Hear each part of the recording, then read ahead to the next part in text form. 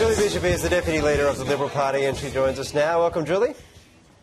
Thank you. Thank you for having me. Minister, the leadership change yesterday was executed very swiftly. How long had you been planning this coup?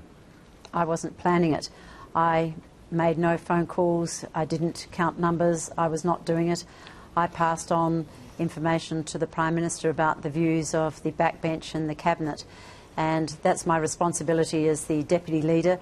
If I am approached by colleagues with views that I believe the Prime Minister should hear about, it's my duty to tell him. When did Malcolm Turnbull first tell you that he intended to challenge? In the days beforehand, and then it was confirmed by others, and so I informed the Prime Minister as soon as I could. No, but it's about the challenge. If Malcolm Turnbull said he was going to challenge and he told you that, don't you get straight on the phone to Tony Abbott if you support him loyally and tell him that? A number of people have said many things over the last 6 months, and I provide the information when I think it's at a point where the Prime Minister must know. But I'm not the only person who provides the Prime Minister with advice and information. Do you think hearing that tonight, Tony Abbott would feel let down by you? As Waleed points out, you are his deputy. Someone tells you that they're about to knife him. You don't pass it on? I mean, what's that about? That's not how it worked. It's been going on for 6 months.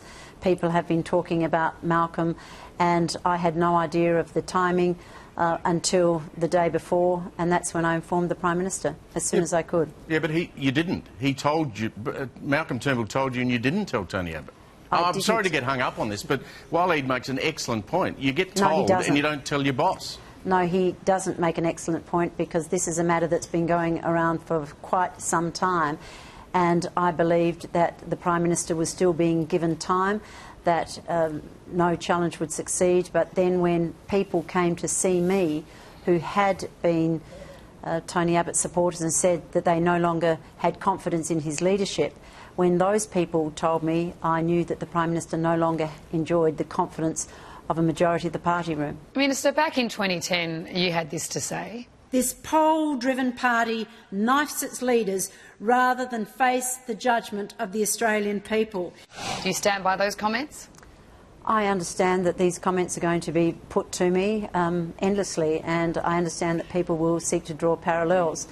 The difference is, of course, that in February the Australian people were very well aware of the disapproval of a number of members of the Liberal Party, of the then Prime Minister's leadership, and it was a very public airing of the disagreements and disunity within the party. The Prime Minister asked for 6 months, and that was all public. I don't think it was a surprise to anyone that the 6-month period had come and gone without there being any improvement in the polls. Now, I'm not saying this is all about the polls. That would be simplistic to suggest it was. Just listening to Malcolm Turnbull yesterday and today, there's a lot of talk about improving the sales message, about being able to argue the case better. That raises a question I really would love to get your response to, and that is, what do you think the problem was?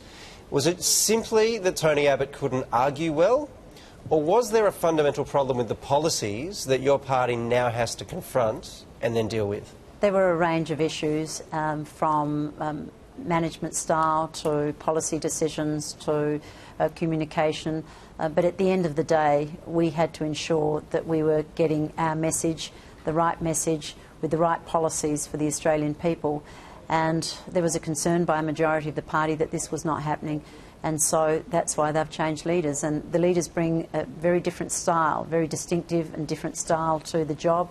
And in the case of Malcolm Turnbull, he's a highly competent communicator. He's a very strong advocate for the values and beliefs that underpin the Liberal Party and that I believe provide the most hope for the most people in this country. All right, we'll keep an eye out for some policy differences. Julie Bishop, thank you very much for your time. Thank you for having me on tonight.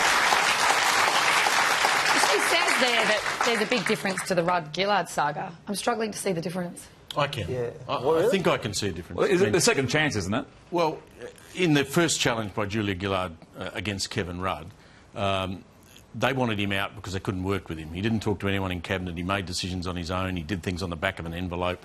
He completely dominated the government and refused to engage with his ministers. In this case, Tony Abbott was going to lose the election if they kept him there, and this is about self-preservation. No, but the question of whether or not you can knife a sitting PM, it's not about why they did it. Once it happened once, I think then you can do it again. There's no, That's what's happening. so I agree there's a political difference, right? I don't think they will suffer from this the way that Labor suffered from knifing Kevin Rudd, partly because we're kind of used to it now in a terrible sort of way. We were shocked when Rudd got knifed. But there's no moral difference, is there?